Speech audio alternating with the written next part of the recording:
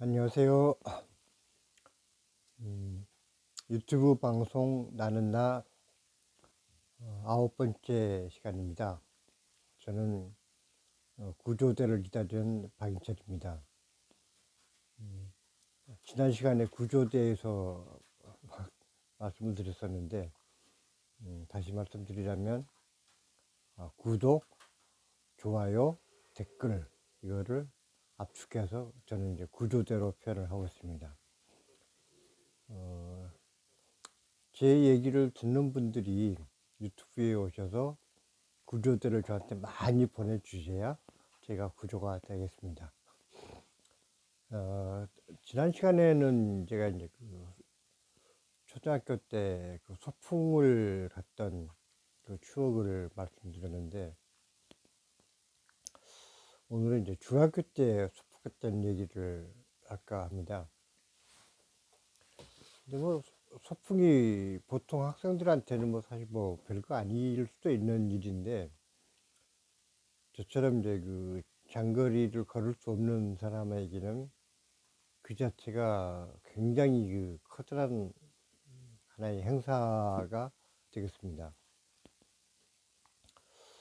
참고로 제가 초등학교 입학했을 때 어른들이 저를 업어서 이제 등하교를 시켰다는 말씀을 드렸는데, 그게 이제 2학년 1학기까지는 그런 상태로 이제 학교를 다녔습니다. 근데 물론 아침에 등교할 때는 항상 이제 업어서 등교를 시켜줬지만, 이제 하굣길에는 가끔 한 번씩은 이제 어른들이 뭐 바빠서 미처 이제 못 오실 때도 있고, 그럴 때는 저하고 이제 친한 친구들이 너댓 명씩 이제 같이 어울려가지고 이제 집에로 오는데, 한 번에 그냥 쭉 오지를 못하고 한 10m, 20m 걷고 나서 잠깐 서서 이제 쉬었다가 또 조금 걷다가 뭐 이런 식으로 오는데, 사실 힘은 들었지만 친한 친구들 너댓 명이 같이 재떨거리면서 오다 보면 그 길이 굉장히 즐거운 하굣길이 되곤 했습니다. 뭐가 그렇게 재밌었는지는 모르겠지만, 하여튼 뭐 깔깔거리면서 웃기도 하고, 뭐 친구들이 워낙 이제 저를 이렇게 요즘 어떤 학교에서는 장애인에 대한 따돌림, 좀 심하게 표현하면 왕따를 시키는 경우도 있다고 이제 들었는데, 제가 어렸을 때는 그런 경험은 전혀 없었던 것 같습니다. 친구들이 굉장히 저하고 이제 친하게 지냈고, 저도 학교 가는 가장 큰 즐거움이 그 친구들하고 어울려서 같이 농담 따먹기 하면서 같이 어울려서 노는 그것이 이제 최고의 즐거움이었고, 뭐 그렇게 해서 이제 집에까지 오고 나면은 그 친구들은 다시 이제 각자 뿔뿔이 흩어져서 자기 집으로 이제 돌아가곤 했습니다. 그렇게 2학년 1학기까지 보내고 나서 2학년 여름방학이 되었는데, 서울에서 이제 학교 다니던 삼촌들이 방학을 맞이해서 이제 내려오셨어요. 그래가지고 하루는 외삼촌 두 분이서 제가 걸어다니는 걸 유심히 이렇게 보시더니 뭐라고 이제 의논을 하시다가 이제 집안을 뒤져가지고 이제 길다란 막대기를 제 키에 맞춰가지고 자르고, 그리고 이제 T자형으로 손잡이를 위에다가 달아가지고 그거를 짚고 걸어보라고 이제 주셨습니다. 그러니까 이제 말하자면 지팡이를 만들어 주셨는데, 손으로 그 지팡이를 짚으니까 걷는 게 그렇게 편해지는 거예요. 그래서 야, 이거만 있으면은 내가 학교를 내가 직접 걸어서 다닐 수 있겠다 싶은 생각이 들더라고요. 그래서 그야말로 2학기 개학을 하고 나서는 이제 어른들이 굳이 업어서 저를 등하교를 시키지 않아도 그 지팡이를 짚고 혼자서 이제 갈 수 있는 그런 상태가 되었습니다. 이제 나중에 나이 먹고 서울에 올라와서 보니까 목발도 이제 만들어서 파는 것도 많고, 또 직접 그 힘을 못 쓰는 다리에 그 보조기를 신어 가지고 지탱해 주는 그런 보장구들도 많이 있고 했는데, 시골에서 살다 보니까 그런 거를 접할 기회가 없어 가지고 이제 그야말로 2학년 1학기 때까지는 그렇게 이제 거의 그 장거리는 걷지도 못하고 그러다가, 뭐 장거리라고 해봤자 이제 뭐 몇백 미터 수준이겠지만, 아무튼 이제 2학년 2학기부터 이렇게 어른들의 어떤 도움을 받지 않고 혼자서 그렇게 걸어서 학교를 다닐 수 있게 된 것만으로도 굉장한 어떤 그 자유를 얻은 것 같은 그런 느낌이었습니다. 근데 그래봤자 그 걸을 수 있는 거리가 그 뭐 1km를 넘지 않았고, 그러니까 가까운 거리는 그렇게 다녔지만은 먼 거리는 이제 체력도 약하고 하다 보니까 이제 걷지를 못해서 뭐 소풍 가는 거는 포기를 하고 살다가 4학년 때 이렇게 선생님의 배려로 이제 택시를 타고 소풍을 갔던 적이 있었던 것입니다. 그러고 나서 5학년, 6학년 때는 또 소풍을 못 가고 이제 지났는데, 중학생이 되니까 또 새로운 욕심이 하나 생겼습니다. 이제 어렸을 때하고는 달리 어느 정도 좀 힘도 길렀고, 또 이제 지팡이를 짚고 다니니까 어쩌면 상계사까지 걸어갈 수 있지 않을까라는 이제 욕심이 생긴 거죠. 중학교 1학년 때 이제 소풍을 가는데, 그러니까 큰 길로 가면은 그 왕복 12km, 그러니까 편도가 6km 정도 되는 거리였는데, 그 야트막한 산을 이제 2개를 넘어가면은 훨씬 이제 지름길로 갈 수 있는 그런 그 위치에 있었습니다. 그러다 보니까 산으로 올라간다라는 것이 좀 무리가 되지 않을까라는 생각을 하면서도, 어쨌든 거리가 그거보다는 훨씬 짧다고 하니까 한번 가보자라는 이제 좀 무모한 욕심을 냈던 거죠.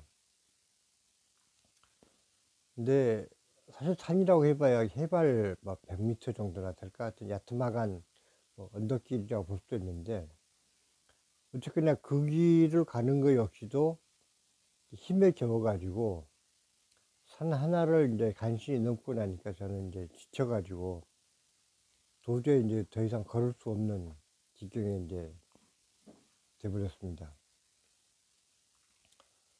이제 그 당시 이제 같이 가던 이제 3학년 선배들이 이제 저를 업어가지고 이제 조금씩 저를 이제 데려다 줬는데, 뭐 한 사람이 계속 업기에는 힘이 드니까 여러 명의 선배들이 이렇게 교대로 조금 가다가 이제 한 선배가 내려놓으면은 다른 선배가 또 저를 업고, 이렇게 해가지고 이제 쌍계사까지 가서 그 도시락을 까먹고, 그러고 이제 소풍 마치고 이제 돌아왔는데,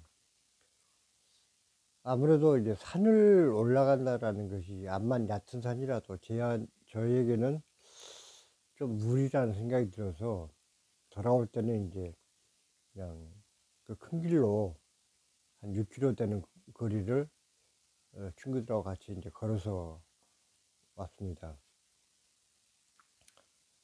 근데 물론 이제 집에까지 걸어서 오긴 했는데, 그 오는 과정이 한 발짝 한 발짝 그 내딛는 그 자체가 저에게는 엄청난 고통이었고, 겨우겨우 이제 집에 도착해서 그냥 누워 있는데 저녁이 되니까 할머니가 이제 저녁 밥상을 차려오시면서 인철아 밥 먹으라 하시는데 예 하고 딱 일어나려고 몸을 일으키려고 하는데 꼼짝도 않는 거예요, 몸이. 그러니까 제 의지와는 전혀 다르게 몸을 움직일 수도 없을 정도로 극도 이제 피로감에 빠져 있었던 것이죠. 그래서 이제 한쪽 고민하다가 할머니 저 도저히 피곤해서 밥을 못 먹을 것 같으니까 그냥 잘게요 하고 이제 아예 이제 밥을 안 먹고 그대로 이제 누워서 그냥 잠을 청했는데, 그러고 누워서 생각해 보니까 나름대로 이제 뭐 제가 어렸을 때 이제 큰 꿈을 가지고 뭔가 우리 사회에 기여할 수 있는 그런 일꾼이 되어야겠다라는 생각을 하고 있었고, 그러기 위해서 그야말로 바위처럼 굳은 의지를 가진 사람이 되어야겠다라는 생각까지 했었는데, 소풍 한번 갔다 와서 꼼짝도 못하고 누워있으려니까 내가 이렇게 나약한 모습을 보여가지고 이 다음에 커서 무슨 일을 할 수 있을까 라는 또 의구심이 생겼습니다. 그래서 혼자서 이제 누워서 이제 이런저런 생각을 많이 하다가 내려진 결론은 그래, 체력을 기르자 였습니다. 체력을 기른다는 게 뭐 특별한 무슨 비결이 있는 것도 아니고, 그래서 주말에는 당시에는 토요일 날도 학교를 갔기 때문에 토요일 오전에 학교 갔다 와서 그 다음 그 소풍 갈 때 그 걸어갔던 그 야트막한 산을 혼자서 이제 오르기 시작했습니다. 너무 멀리 가면은 또 힘들 것 같으니까 처음에는 그냥 조금 올라가다가 내려와서 다시 집으로 돌아오고, 또 그 다음날 일요일 날은 또 이제 산에 가서 조금 더 멀리 가다가 또 쉬었다 또 걷다 하면서 이제 좀 더 멀리 가고, 그런 식으로 이제 그야말로 주말만 되면 거의 매주, 그러니까 비가 오거나 그런 날은 이제 못 갔지만 날씨만 좋으면은 혼자서 산을 오르거나 아니면 친한 친구 한두 명이서 같이 이제 산을 가서 이제 놀고 했습니다. 그러다 보니까는 나름 이제 그 평지가 됐던 산이 됐건 그 걸어갈 수 있는 거리가 점점 늘어나더라고요. 그래서 나중에는 그 옆에 있는 조금 높은 산도 올라가서 이제 그 꼭대기까지 올라가 봤는데, 재밌는 것은 그 산 꼭대기에 올라가니까 그 진도가 이제 섬이다 보니까 그 산 위에서 이 부분 부분 산들이 막혀 있긴 하지만은 바다가 보이는 것이었습니다. 그 내가 살고 있는 동네가 좀 조그맣게 보이고 또 사방에 군데군데 바다가 보이는 것을 보면서 내가 저렇게 좁은 동네에서 여지껏 살아왔나 싶은 생각도 들고, 그래서 초등학교 입학할 때부터 이제 저는 이제 진도를 떠나서 서울로 가고 싶은 생각은 늘 있었는데, 이제 거기서 다시 또 다짐을 했죠. 좋다. 중학교까지는 내가 진도 다니지만 고등학교는 어떻게든지 서울로 가서 그 도시에서 살아왔던 그런 친구들하고 한번 겨뤄봐야겠다, 이런 생각을 했었습니다.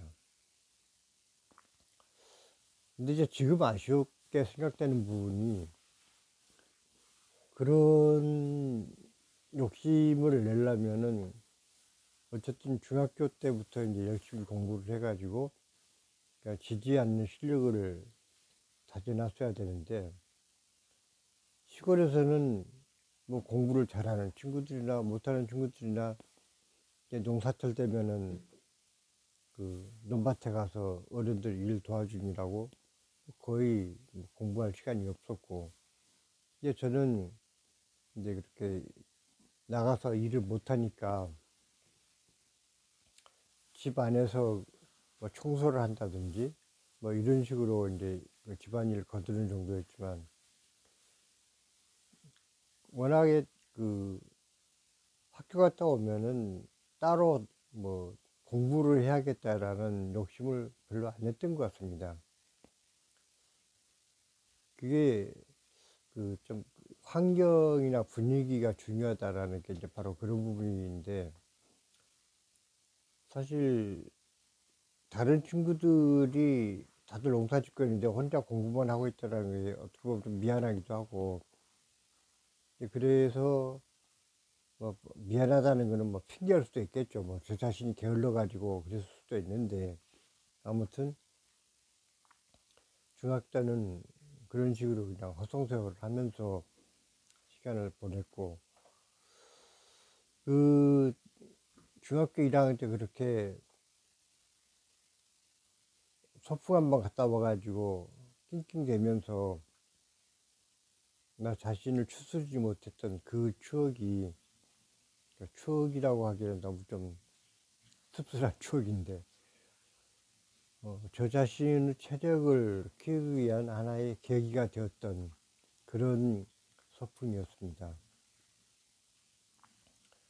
어쨌거나 시골에서 그 살다 보니까 높은 산은 아니지만 야트막한 산에서 그렇게 봄이면은 산에 가서 이제 진달래꽃도 따먹고 뭐 그런 식으로 산하고 이제 그야말로 자연과 친해질 수 있는 그런 기회가 저에게 있었다라는 거는 그야말로 다행이 아닌가라는 생각이 듭니다. 사실 뭐 굳이 이 얘기는 다른 사람들에게 특별히 뭐 참고가 될 만한 내용은 아니겠지만, 제가 살아오는 과정에서 그러한 그 작은 체험들이 저 자신의 인격을 형성하는 데 있어서 그 하나하나의 그 커다란 어떤 그 지짐돌이 되었기 때문에 오늘 이렇게 말씀을 드려봤습니다. 어, 구조대를 많이 보내주시길 바라면서 오늘은 마치겠습니다. 감사합니다.